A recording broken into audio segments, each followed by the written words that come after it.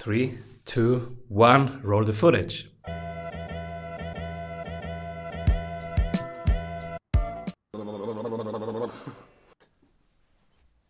Welcome back, everybody, to the Strategy Sprints podcast. I'm your host, Simon Severino. What if you could hang out with sprinters and ask them about their problems, their workflows, and their solutions? This is exactly what we do today here with the host of the EntrePods podcast.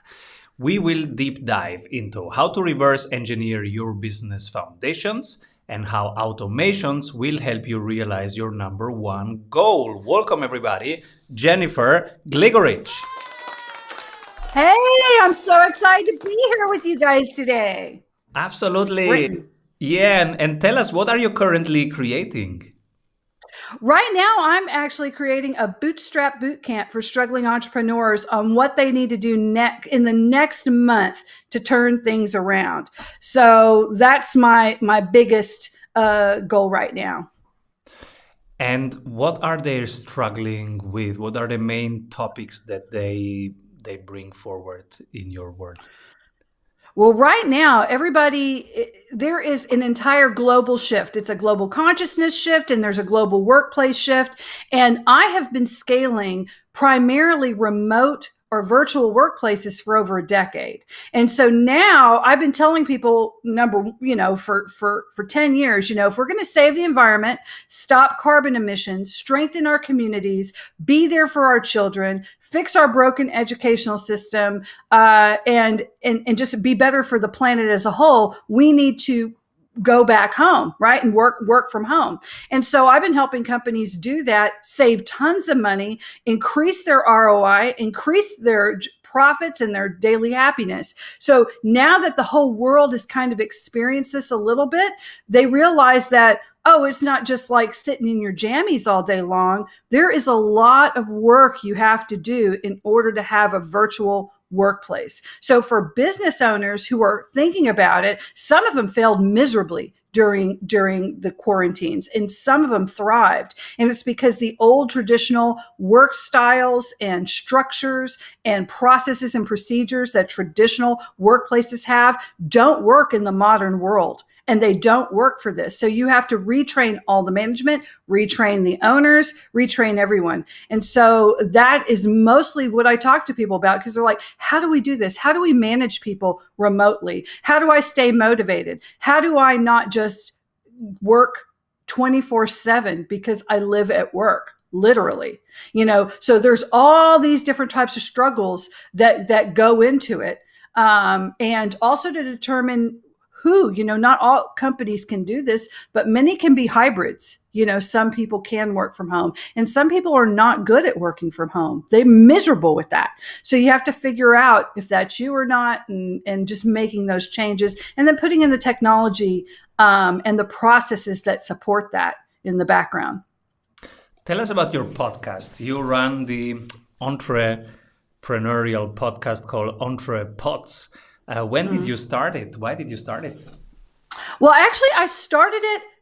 The podcast started out for another company that I owned. I used to own a legal services company for real estate investors and entrepreneurs. I'm a big fan of anonymity and the right business structures. Like, if anyone has an LLC and you can go to a state website and it pulls up your name and your address as a member, you're doing it wrong. It's the 2020s now. You're not back in the 1980s. That is an antiquated structure. So we were helping people do business safer and better.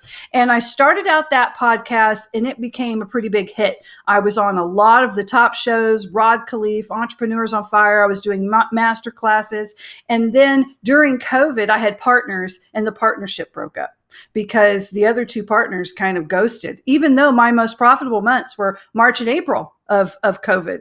So sometimes that happens. And I was failing, and I went into a master class with Armor Up Consulting. I became a client, and I was like, how have I built these massive global businesses, and then my baby is failing? Like, I could not believe it. I was so pissed, really.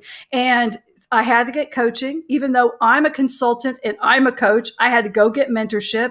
I went into a group of very high performing business owners, And it was through their support that I made it out of that. I relaunched the podcast as EntrePods. And now I've been able to be much more expansive, reach a bigger audience than I ever could have before, because I was able to fail forward. So we're going to fail as entrepreneurs. You just don't be so terrified of failing. Just get back on the wagon again and go forward. I learned so much through failing that I wouldn't take it back. So now EntrePods, what we do is we ask the question, so now what?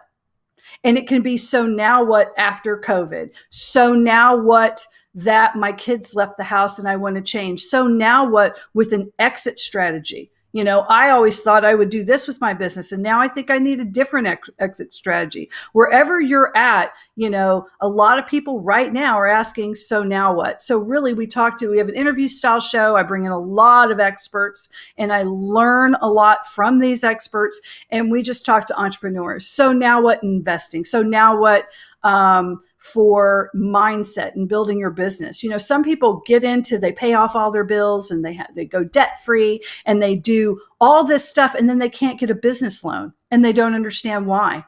And so we have to teach people that the way rich people think about money and the way most people are taught about money are two totally separate worlds. And once you open that up, your whole life opens up. So we talk about things like that. And then we talk about nuts and bolts basics, like how to actually do things, rather than everything's kind of in the sky. So it's a pretty fun show. I'm really loving it.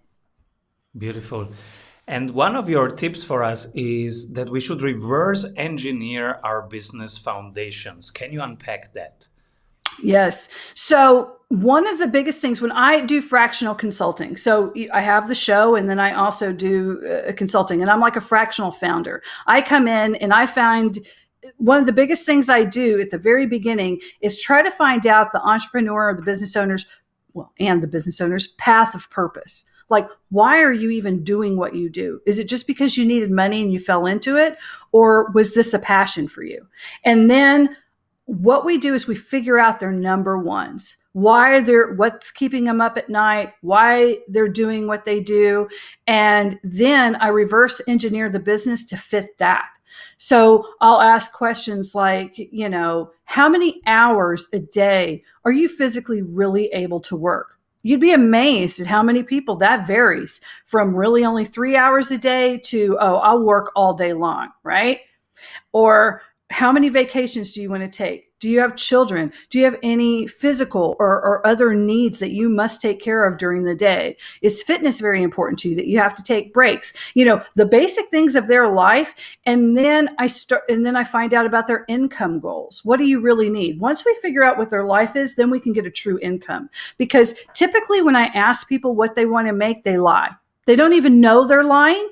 It's not a lie to them. They're just so used to $1 million or 10 million a year, or, these numbers they've really pulled out of their butt, but they really don't know what they mean. They've never reverse engineered that to a daily of what they have to do to get that number. And I found out because I did it on myself. I thought, why am I keep on saying this number? And then I ended up writing an article and having it published about entrepreneurial peer pressure, going to these, you stand up. Oh, why are you here today, Bob? In our networking group. Well, I want to be a millionaire and make $1 million a month, or whatever it is. We always say these big numbers. And what we're doing is we're just gaslighting ourselves and we're miserable. And so I talked about how many ways we gaslight ourselves in our life. So if you actually have radical honesty and acceptance on who you are and what you really want, most people won't come to that. When I actually figured that out for myself, what do I really, really want? I thought I would like to take a cruise every quarter. I love taking cruises, a week-long cruise. And I also do my best work right after I come back from a cruise because I'm so inspired. I love to snorkel. I love to be in the water, and I love all of that, right? And so I want to take a cruise, this type of cruise. I live in Galveston, so I can just get on a boat. And then I figured out how much that would cost. And I want to live in this type of house with this type of overhead.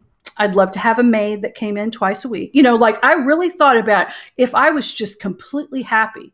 And that actually came out for me at the time I did it. Now, cost of living has jumped up, but I was saying $1 million a year. What I actually wanted was 150, I think $6,000 a year.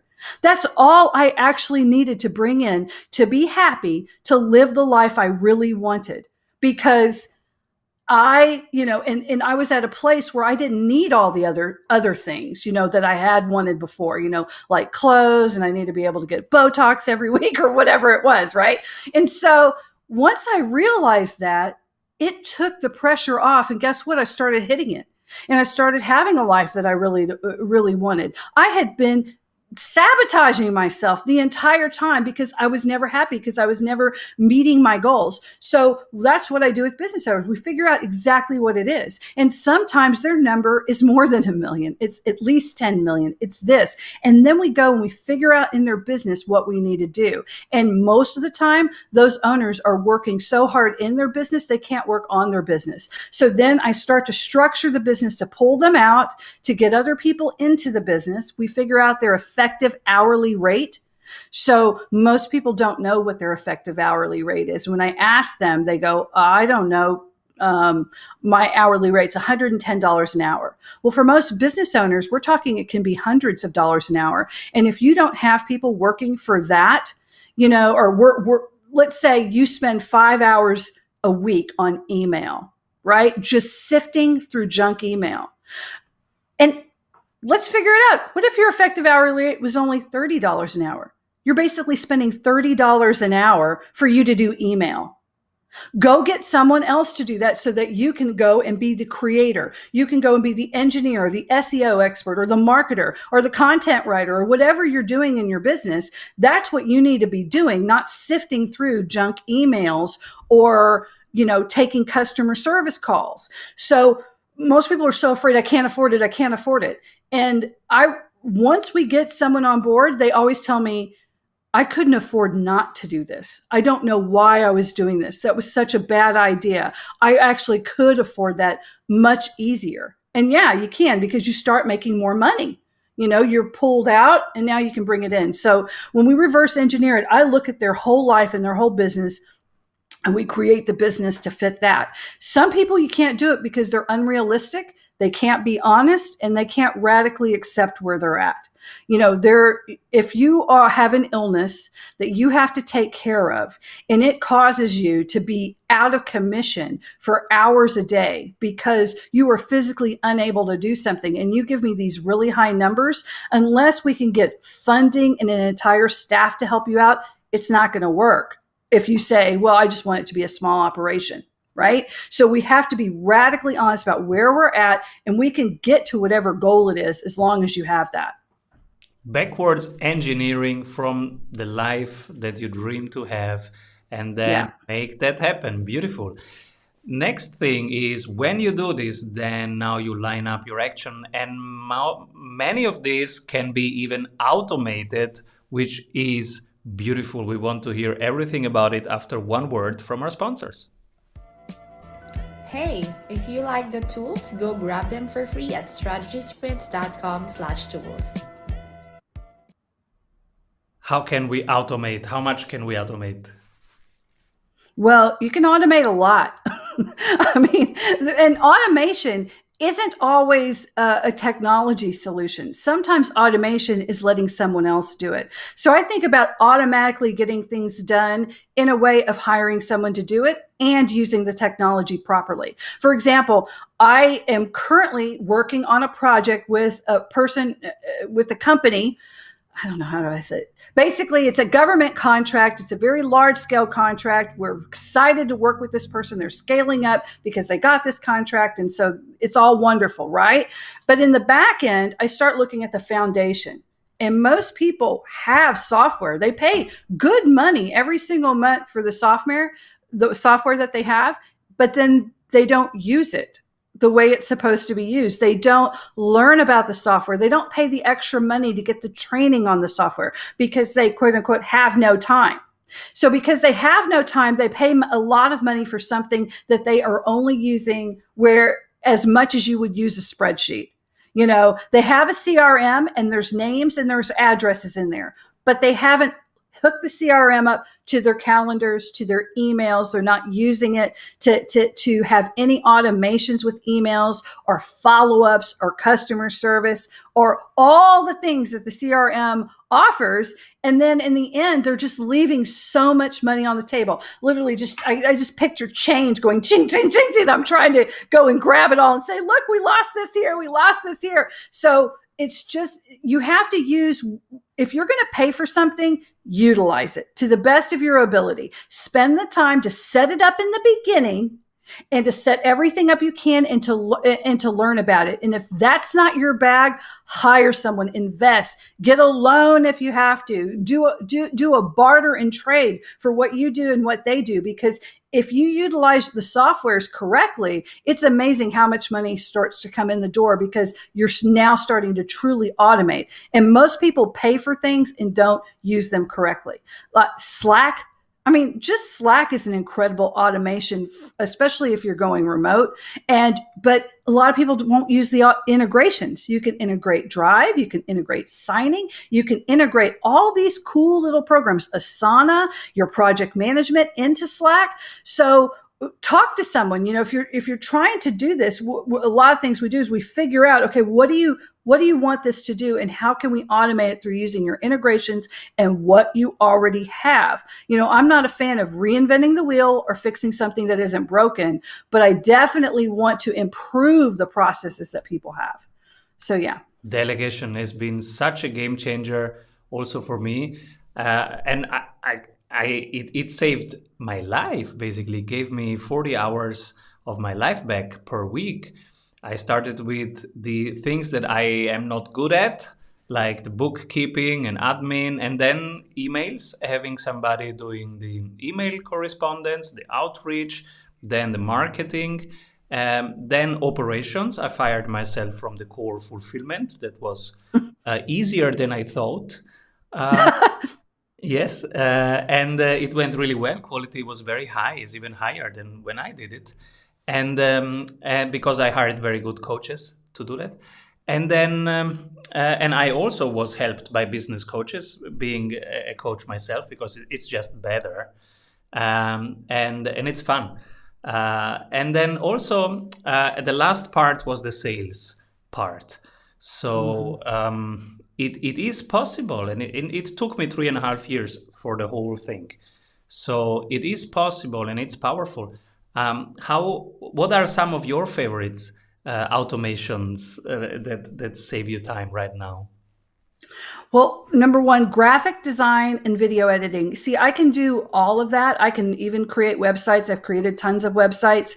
And I like to be creative. So it was hard for me to pull back from that one because I actually enjoy that part, but it's a time sucker. My time is best spent speaking with people and figuring out bigger solutions, which I also really love. So I had to put my love list down, and then if I could never do this again, what would I do? What would I not do? And I put that all down. So getting rid of the graphic design and finding someone. Once I did that, it was like everything freed up. So for me, it was graphics and video editing and design, and then promotion with podcasts. So I have somebody that works with me with that. And then for my leads and the sales, I will still do certain sales, but as far as like leads and LinkedIn, that was huge. So how I did that is I just became of value to other coaches and my coaches. And now we have partnerships and swaps. I will give I will help on projects they have, and then they have people that'll help me. So I was able to do that a little bit more creatively than hiring on a team myself. But I have hired teams for other people too. But, I always try to look at things in the most creative way possible and see, is there any way I can barter? Is there any way I can give something of value to get rid of this off my list? So, yeah. And the hardest thing is to give up something that you like doing. So what was the internal conversation with yourself? Yeah, but I like it. Yeah, but so why did you have to give it up? Because my effective hourly rate, when I figured out what my hourly rate was like per project. Once I had a project and what I charged for to do a certain project. So I had a project and I was doing all the work for it. So then I went back and I did what I work with clients to do. And I figured out, okay, this is how many hours I worked on this, and this. This is how much money I brought in. This is how much the software and everything else cost. So at the end, it would have been the effective hourly rate. Once I paid all the bills for the company and everything else, what was left is me because I'm the business owner, right? And then I figured out this hourly rate and it was quite high. And I thought, well, I could make that even higher if I would hire somebody for less than my effective hourly rate. And so that's what I did. And I made it better on myself because I have a strategic HR background. So I really made sure my marketing and my job ads and the entire funnel to bring in a top talent candidate that I had matched my core values and the culture that I was trying to do. So by the time I had candidates that had went through that funnel just to get to me, even from the initial screening, I had already attracted the personality that I want, and I made sure to repel the types of personalities I didn't want. So I spent a lot less time in the recruiting process talking to only really super cool people, and I found a perfect fit. So yeah. I also struggled with some tasks, and I gave myself the 3x rule. I said, Simon, as soon as in that time you can bring in the same hour, let's say it costs $30 to have somebody do that task. As soon as you can bring in 1 hour $90, this is when you need to let it go, because the opportunity cost is there. The opportunity of having 3 times more effectiveness, this is when you should get out there. And I don't know if it's mathematically correct, but it helped me with this negotiation inside myself, and it was right. No, that is right. That is very much like figuring out the effective hourly rate. I mean, I use the mathematical formula for it, but in the end, you're right. You have to be able, as an owner, to pull yourself out of that business so you can work on it, so you can see the whole of it. Because hopefully you've thought about an exit strategy. You're trying to create something that can be sold at one point or has value for you. You don't want a business that has no value. So if you can create something valuable and you can sell something, that's important. A lot of people just want to work at the same thing until they go. But I know some really incredible business brokers, one in particular, and he's like, yeah, but imagine creating a business and then getting paid well for that business, and you can take that money and you can create something even better and new. And then once you sell it, you're now giving an opportunity to someone else to tap into that passion and take it in a direction you never even thought of. So it's almost like the reuse market, or taking a house. We don't just take the house and just like abandon it and let it just go into dust. The idea is to have another family move in and renovate it and make it even better, and to keep that. It's better for the planet. It's better for everything else. And we also have 2 generations, Gen Z, well, 3. You have Gen X, millennials, and Gen Z. So these 3 generations were hit hard by massive economic disasters, and they're all struggling hard. So if you can build a business and get paid well for it so that they could step into something, now you've created jobs for an entire market of people. And I think, and if you ever really listen to millennials and their hatred of boomers, I mean, they hate boomers, right? And, these people ruined the planet. You got this prosperous economy, you've ruined it, and we have no opportunities. I mean, they're just insane negativity, right? But what they're most mad about is the hodling, which is the type of financial hoarding that generation does. Now, I will always counter with them, yes, but the people of their age group historically always carried the most wealth because they've had a lifetime of working, right? But there is a very big disparity in our current time. So if you can get to that point and then create this opportunity, that is just going to help. That is going to be a much better legacy for yourself financially as well as for others. Absolutely. One question being discussed in the chat right now is, My business is ready to scale, and we're choosing which tasks to hire and what to hire third-party solutions for. What's your take? When should we hire into our team, or when should we outsource?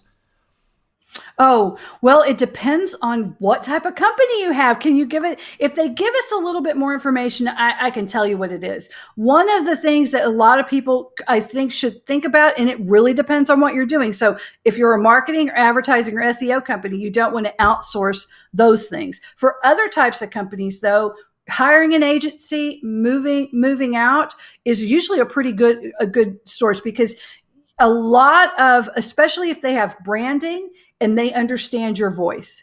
So one of the things that I would say is if you are not in the marketing space and you're not running an agency, this won't work for you. But for other people, to look at outsourcing your marketing at first. Get a company that understands your voice and can jumpstart you on your social media and on your marketing and get your strategies up, because a lot of companies and business owners will just go down the rabbit hole. They'll just be on Facebook and let me reach people and let me do all this stuff. And really, you're not getting the ROI on any of it. The only time you get ROI is when you take people off of social media and you get them into your email, and then you talk to them and they become yours, because Twitter and Facebook and all of those other followers, those are Facebook's fans. Those are Twitter's fans. They're not really yours. And at any given moment, the algorithms will unfollow them. And I know this because I've been at trainings with Twitter and Facebook, and their company and their algorithms are for them to make Facebook bigger, to get more money for Facebook and for Twitter. And so if you have people that aren't really engaged, they only want to buy from you every 6 months, the algorithms don't know that they're buying from you every 6 months. They just see that they're not engaged. So they will unfollow them from your accounts. That's why you just have every now and then 400 people go, or 200 people, or sometimes 20 people, right? And you're like, what happened? Did I say something? No, it's an algorithm, right? And in Facebook's mind, well, they weren't engaged with you anyway. This is helping you. This is going to be basically your cue that maybe you need to advertise more so you can get more engagement. So when they do that, the company will pay for more advertising, and then Facebook and Twitter make more money, right? Sapotation answered your question. It's a SaaS for compliance, RPA to fetch documents in government entities, data science, and give fresh information to the client. Software for government. Okay. Fetch documents in government entities. So one thing I would talk to you about is compliance. So if you have a government company and you are having a government contract, I would read the fine print very carefully on the types of things you're allowed to outsource, because many times in government contracts, they limit you, or they put so many restrictions on NDAs and other types of things. It can be a nightmare to hire, or a nightmare in terms of how much money it costs just to recruit those people. So I would look through, it's business to business, and I'm the data scientist. Okay, so for someone like you, if you're working for a government, I would make sure you look at the contract and see who you're allowed to do. And then to fetch documents, I would do just the most, since you're already a data scientist, I would think first, what do I already know how to do really, really well that is easy for me to manage remotely?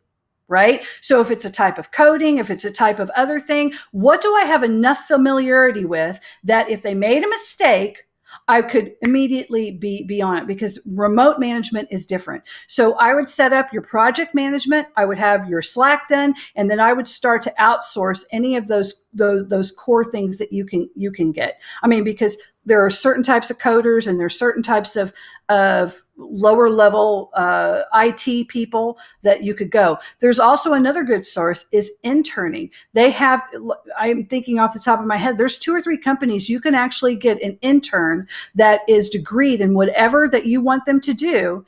And they can work with you up to 3 months, and then you have to hire them or not. Sometimes you have to pay them, and sometimes they're willing to do it for free.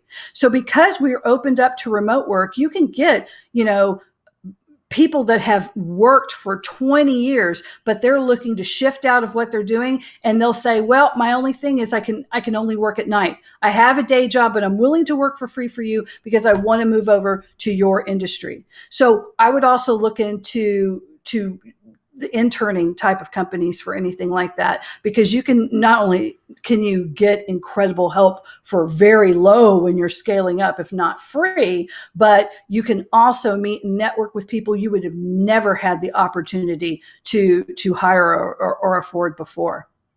I second that absolutely. Seputation, thank you for your question. Hope we could contribute a little bit. In terms of interns, my colleague Michelle, she has on average 8 interns working with her for 3 months, and right now, because of the lockdowns, she has a partnership with universities in Hong Kong because they cannot go out there and have an internship just locally. So they reach out to companies and they reach out to us. So you can even reach out to universities and networks, and they are very, very glad to have these opportunities. And yes, there are amazing talents there. You are right on the spot. We want to help clients with government contract, assure they are doing everything above board. Thank you, Sabotation. Yeah. I am so pumped to hear who you nominate for the Strategy Award after one word from our sponsors. Hey, if you love what you are hearing, you will love our free masterclasses. Go grab them at strategysprints.com. So you can pick only one person. When everybody's zigging, this person is zagging. But from your perspective, they are doing the right thing. Who do you pick? I pick Jonathan Gehrig with Armor Up. He is my coach and mentor, and now I work with Armor Up, and I have a partnership with him. So I went from being a client to working with them as another type of partner. But he's a very young father. He has 4 boys under the age of 8 years old. He owns multiple businesses. Now it's well over 10 businesses, and he not only does he have one of the most intense and effective masterminds I've ever been a part of, and I've been, in business doing this for over 20 some odd years, but he saved me. He saved me at a very difficult end of a company. If it weren't for him, I wouldn't have failed forward, and I would have been on a sinking ship. It would have been horrible. But I've also seen him fail forward himself in other businesses and then scale other ones. And he's just doing everything right. When he talks to someone, he thinks of all the different types of ways that they can work. He thinks so expansively, and his core is, how can I be of value?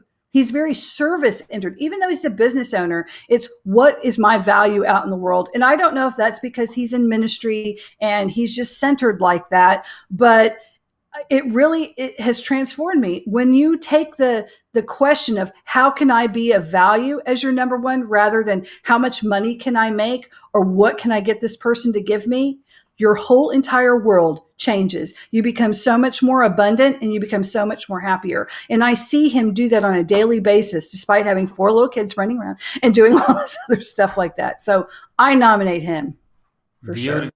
Beautiful. And I'm curious, 3 books that inspired you most. Yeah. Okay. So for change and handling fear is Who Moved My Cheese? And that's by Dr. Spencer Johnson. In fact, I ask people all the time as I coach them, well, what would you do if you're not afraid? Mm-hmm. Well, if I wasn't afraid, I'd be doing this, because fear is stopping so many people from doing the right thing. For living my life on purpose, it's The Dream Giver, and it's about following your God's destiny. And that's by Bruce Wilkerson. And then my all-time favorite, like what I think is the manual on how to live a good life, is The Little Prince by Antoine de Saint-Exupéry. So that one, I will just read that over. And as I've grown up, as a little kid, I loved it for different reasons. I think I just liked it from his drawing of the elephant, right? It was a snake and there's an elephant inside. And I remember thinking, adults like are a hat. Stupid. No. Yes. It's a snake with an elephant inside. Yeah. Right? I loved it, right? And now I realize about keeping your childlike joy, questioning the truth about love. Real love is the people we have to care for and sacrifice for, because we spend so much time taking care of them. And that's why when he saw all the other roses in the field and he got kind of angry because he missed his rose, because he had fought with his rose, he had cared for her, he'd watered her, he put the glass over her. And that is what made her more beautiful than this field of beautiful roses. And in our life, we have children, and we love them so much because we have to keep them alive for so long and care for them. And then the people that we care for. So just the whole book, that has like 12 lessons of life in the book when you read it. Now as an adult, I appreciate that on such a different level. And this fits very well together with why you nominated that person for the strategy award, because he was caring and being of service all the time. Yeah. So yeah, I love it that you bring up love, which is not always brought up in the context of business and entrepreneurship and scaling businesses, but I think it is central. It is what it's all about. Caring and being of service is an act of love. And Yes, our it is. own website, some people deride us and say, why is it the love page? I want case studies and it's the love page. And I say, yeah. It's strategysprints.com/love. And this is where our clients describe the journey with us and the impact, etc. And we say it's the love page because it's about caring. And these are the people we spend so much time with, and we care about their success. And that's why we have a dedicated page where they speak, and then it's I a love love that. page. Yeah. So, and when somebody cares, when a team cares, you feel it. It's a different atmosphere. In a restaurant where they love cooking, yeah, there is another smell in the air, right? Yes, so much. If you bring your passion to it, and like I've actually worked with people who I've went into their business, and when I talk to them, okay, so what's your passion? What are you doing this for? They're number ones. And they're like, well, I just need to make money. It pays the bills. It got my kids through college. Well, if you could be doing anything, what would it be? Well, I would paint or I would do something else, but that's not going to bring in the bills. And I've got to tell you, I've helped 2 people within the last 5 years move from something that was paying their bills into what they absolutely told me would never pay their bills. It was just a hobby, and they make more money now doing the hobby. And they're happier, Powerful. and it doesn't feel so much like work. So don't ever think, I mean, there's people who knit sweaters for cats and they make money on that. So like, you can do it. Not that I would know how to scale the cat knitting sweater business, but they do it, right? They do it. So yeah. But your passion has come across very well until Austria, and I'm sure in all 114 countries listening right now and watching. So where can people, if they feel like, oh my God, this resonates, I want to work with Jennifer, where can they get a hold of Jennifer Gligoric?